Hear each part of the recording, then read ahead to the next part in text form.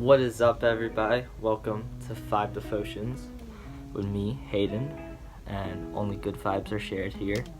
I hope everybody's doing great. Today we're going to be talking about prophecy and the power of prophecy, especially in bad situations. And excuse me, I gotta catch my breath right now. So when I was asked to do this devotion, I was immediately brought back to a conversation I had the other day on the beach. And I was on the beach with some members of Unify, the worship band I'm a part of, and one of our lead singers, Gabriel, he asked me, he was like, Hayden, what would you do if you were locked in a basement with just 20 skeletons running at you? And I immediately just told him the most Christian answer I could think of. I said, I would just speak life over them. And then we began to joke around and all that. But what I didn't realize was how true that was until I read Ezekiel 37, which is the passage we'll be reading today. I'm only going to read verses 1 through 5, and then I'll sum the rest up for you. But it says, the hand of the Lord was on me, and he brought me out by the Spirit of the Lord and set me in the middle of a valley. It was full of bones. He led me back and forth among them, and I saw a great many bones on the floor of the valley, bones that were very dry. He asked me, Son of man, can these bones live? I said, Sovereign Lord, you alone know. Then he said to me, prophesy to these bones and say to them, dry bones, hear the word of the Lord. This is what the Sovereign Lord says to these bones, I will make breath enter you, and you will come to life. And this is a really cool passage to me, because in this passage, Ezekiel is in a bad situation, right? Much like the one we're in right now. We don't know if the school year is going to end. Seniors are probably wondering how they're going to graduate. People losing their jobs, can't buy toilet paper, pets' heads are falling off, and everybody's going crazy. There's coronavirus everywhere. And so Ezekiel's in this situation like that, it's just a broken situation. And so he walks out into this valley that God led him to, and it's just death everywhere, just pure death, nothing living, there's just bones. And God's like, hey man, can these bones live? And he's like, I don't know, God, only you know. He said, and God's like, well, I say they can live, so you need to say they can live. And so Ezekiel begins to prophesy what God has told him to prophesy. As he begins to prophesy, these bones come to life, and breath enters them, and long story short, as I said, the skeletons, they come to life. And so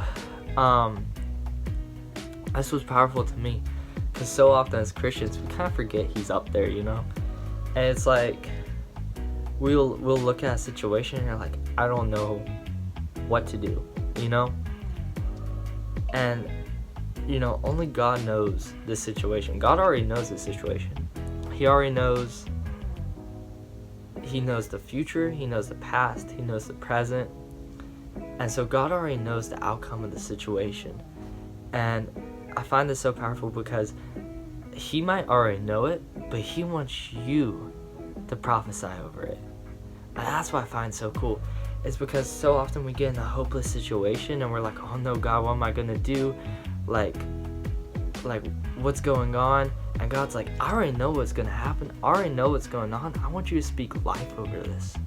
I want you to have a mentality that when you wake up in the morning, you might look at the situation and it might be bad, and you might be going through a hard time. You might come from a broken family. You might, school might be tough. You might get bullied. You might get beaten down in life, so many situations.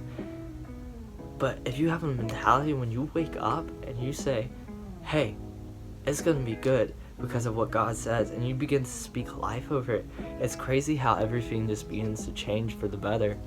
I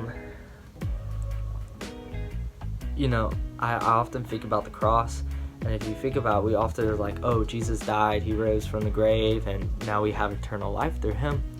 But we don't look at is the brokenness of the situation. How broken it really was. His flesh was broken, his body was broken, we take communion and we break the bread to represent the brokenness that happened in that situation, how his body was broken. But then we look at the outcome. We see what happened in the end. You look at this cross right here, and it's just all broken drumsticks. And, you know, and now you see what it is. It's a beautiful cross. And that's what the story of the cross is. You know, he was broken for us. His, you know, unfailing love, he did something for us that no one else would do. And that was die for us and being broken for us. And through his brokenness, we have eternal life. Through, you know, through the bad situation, we are able to have eternal life, that we don't have to go to hell, that we can spend eternity in heaven with him. And so when we as Christians, when we stand up and we decide that we're going to look at a situation no matter what it says, and we're saying, and instead of look at a situation that, okay, this is bad, what am I going to do? This is just a bad situation. And instead of getting beat up and discouraged about it, and when we look at it and say, I'm okay, I got this because of my God, then the situation turns around and we begin to see life in such a different way. As Noah always tells me, he's like, so, you know, y'all obviously know who Noah is. He's like my brother, but he told me one time when I was just going through this tough situation, he's like, you sometimes have to be cocky about who you are because you're a child of God. I was like, what do you mean, Noah? He's like, you have to have the mentality. When you look at a situation and it's bad, you gotta be like, it's okay, I got this because God got this. And if he has it, then I'm okay because he already wrote my future, he wrote my past, he has everything set in line. All I have to do is prophesy what he has already spoken over me. And as long as I do that, I'll be okay. So right now, I encourage y'all, situations might be tough, school might be tough, you might be being down, your family situation's tough, but don't forget that God has already set a plan out for you, that he's already worked through all the bad, that he's already been broken for you. And even though your situation's broken, it's messed up, that God's there and he wants you to speak life over it. Because as soon as you start speaking the promises God has already spoken over you, you'll start to live them. And when you start to live them, life's just, I don't even know. It's just, everything starts changing for the better. So I encourage y'all, don't get discouraged. Know that God's always there. He has the perfect plan for you. And yeah, this was the 5 Devotion with Hayden.